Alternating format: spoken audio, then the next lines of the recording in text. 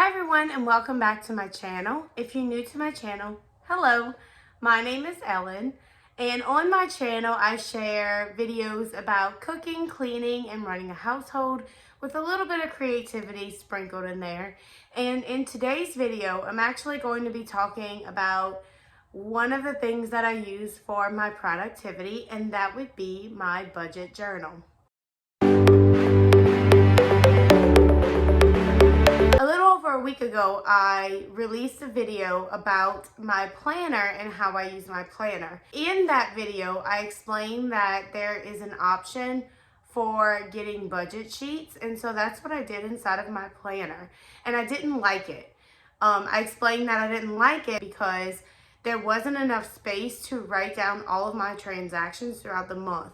And so it just didn't work for me. After trying to make that work for a couple of months, because I really wanted it to be part of my planner, I decided to just step out on a limb and find something that was a little bit cheaper that would fit my needs better. And so I went on Amazon and I discovered this. I will link it down below, but this is the Go Girl Budget Planner, and I'm gonna open it up and just show you guys what I love about it. So this is the planner or the budget journal, and first off, what I really like about it is the size. It is very small. This is the, oh gosh, I don't remember what it's called. I think maybe the miniature size. And it's very easy to slip into my diaper bag or into my purse, or to just carry it around with me in my school bag. It really suits my needs. It also comes with 2 of these bookmarks that are attached, and it has a pin loop. I usually do keep a pin in here, but I don't have one in here right now. I really like that it has the 2 bookmarks as well as the pin loop, because then I can always have a pen with me and write down whatever I need. Just like in my video about my planner, I'm going to be showing you blank pages today just to protect my family and I's privacy. I'm sure you guys can appreciate that and understand. I think that it will not take away from my overall review of this book, I guess. I guess this is a review just because I'm gonna be telling you what I like and what I don't like about it. Anyway, so let's go ahead and open it up. So in the beginning, it does have a couple of pages about your financial goals for the year and how you plan to achieve those goals. I'm not gonna show you that just because I did write in mine, but I will show you the monthly spread. And I guess I can actually show you this. And this is what it looks like. This is the one that I wrote out for my November check. I haven't started using it yet. What I really love about this is that it is undated. So not only can you start it at any time of the year, but for me, my check comes in at the very end of the month. It's for, like, we live off of that for the next month. So for me, budgeting by month, like budgeting by only November, December, just doesn't work because of the way I get paid. So for me, it makes more sense to budget from paycheck to paycheck, and I only get paid once a month. So what I do is I start this monthly spread around the time that I get paid, and I have it out until when I get paid next. And then I just write in when all of my bills are due for that month. This is just a blank version of this, but you can see, like, you can write in the dates. So if you, like me, get paid once a month and you need to be able to adjust your monthly spread based on when your paycheck is here, you can absolutely do that. So at the beginning of each month, you get a spread that looks like this. And on this side, you have 4 financial goals that you can write in, or 4 priorities that you want to include. You have a space to write upcoming purchases. So for example, if you know you have a birthday party coming up or a wedding coming up that you need to purchase a gift for, you can write that here. There's also a space for upcoming bills. So I don't usually write like my monthly bills here. It's usually something that I don't pay every month. So for example, last year, my son had to be hospitalized and we had some medical debt because of that. I would write that in here. Then at the bottom of this page, there's a space for you to write all the ways that you have income, and there's There's 5 spaces here, and then 5 spaces to write how much money you're saving from your paycheck. So right out the gate, you can write in your income, write your savings, and then you know how much money to budget for the month.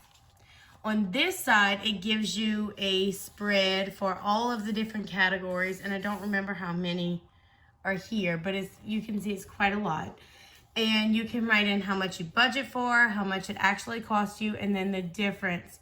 And then at the bottom, you have your total income minus your total expenses, and then the difference. I really like this spread because it helps me to prioritize my check and where my money needs to go. This is what I really love about this budget journal, and my main problem with the sheets that were in my planner.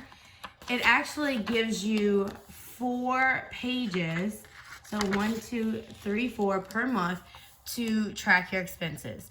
And for me, this was a must-have. I wanted enough space to write down all of the things that I purchased throughout the month and categorize them accordingly. Then at the end of every month, you have a monthly budget review.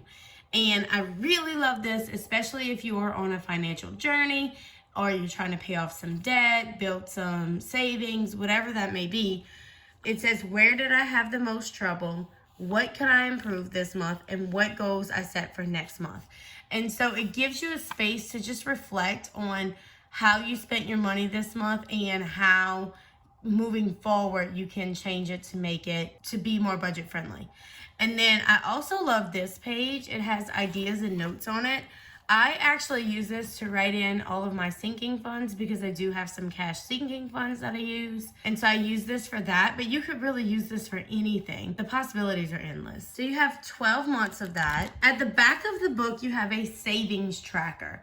So I think you have, I don't know, maybe 2, 4, 6, 8. You have 8 savings trackers. So you can track a certain fund that you're doing for savings. So for example, if you have an emergency fund, or if you have a vacation fund because you're saving to go on a vacation, you can write that in here, write the date and how much you added, and then keep up the total here. There's also a place for debt. So if you have, there's the same number of debt things as there is savings. So if you have debt that you want to get rid of and you want to track how much you paid and what the balance is, you have 4 places. Then I also like this, and that is the regular bill tracker. So there's 2 pages for this. I'm not showing you the other side again for my privacy, but you do have 2 pages like this where you can write in all of your bills and then write in the month and write how much you paid that bill each month. I really like this specifically for the electricity bill because you can very easily glance back and see how much you paid, 2 months ago or whatever, and compare the price of those bills. There's also a summary of the year for your monthly expenses. So you can write in your categories and how much you paid each month. And then at the back, you have several sheets like this.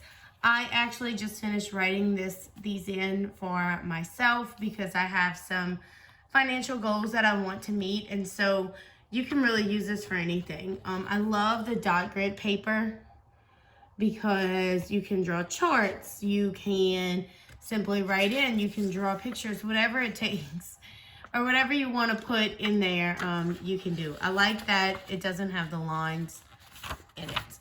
And that is it. Oh, and in the back, it does come with a little pocket so you can slip receipts, like I have one in there right now. And it also comes with these little stickers, which you can see I haven't used very much. I used to be a big sticker person. I'm just not anymore. Not that I don't like stickers, I just don't use them very much. I think it's because I don't have a whole lot of time to play in these journals. But anyway, and that is it. Again, I really love how simple and easy it is to use. And that is it for my budget journal, you guys. Again, I'm gonna put a link in the description down below. It is very affordable. I think I paid maybe like $17 for this. And it has most definitely saved me $17 in the last, I think I've been using it for about 4 months now. I really love it. I really think that it makes my life a lot easier. And I just want to say this, I do use a spreadsheet tracking like for my monthly bills and things like that. But for my everyday spending, this has really come in handy because I have something at my fingertips at all times to keep track of how much money I have. Because the reality is you can check your bank account every day, but sometimes things have not cleared, or I don't know if you've experienced this, but like maybe you might go to a store and purchase something and the charge doesn't show up until 2 days later. Well, if you're writing it down and you know that it's there, then there's no way to go over. That's my little rant about that. So I hope you enjoyed this content. If you did, please give me a thumbs up. It really helps to support my channel. And if you would like to see more content about being a mom and running a household, be sure to subscribe. I'm always looking forward to sharing new ways that this mama tries. I hope you all have a great day, and I will see you in my next video. Bye!